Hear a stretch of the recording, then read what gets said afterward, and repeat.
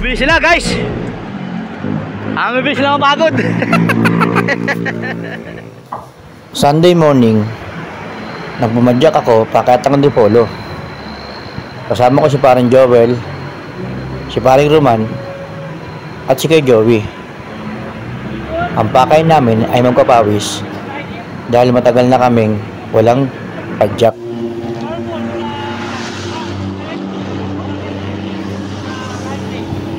Habang bumapadyak ako, pakyat ng Antipolo, iniisip ko na agad kung anong kakainin namin.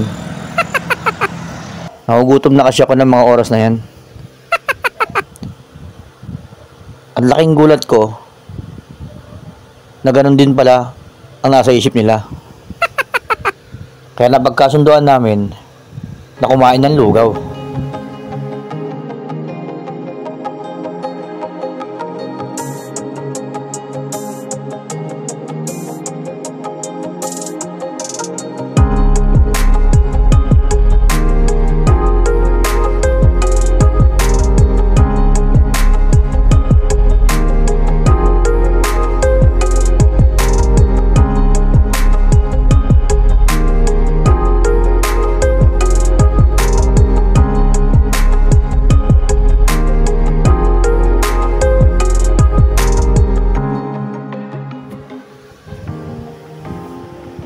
Pero bago dumiretso sa lugawan, ay dumaan muna kami sa Antipolo Church upang magbigay ng konting dasal at magpahinga na rin at pag-isipan kung ilang lugaw ang aming kakainin.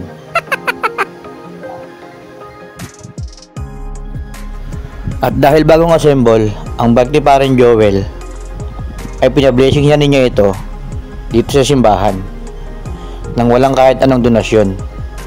Ang tibay. Napakaraming sasakyan na nagpa-blessing dito. At nagawa pa ni paring Joel na makasingit. Ayos talaga. Hindi ko na pinakita kung paano kami kumain ng lugaw, tokwa at saka lumpia. Kasi baka maingit lang kayo. Kaya tatapusin ko na ang video na ito. Ayan, pauwi na kami guys. Maraming salamat nga pala sa panonood.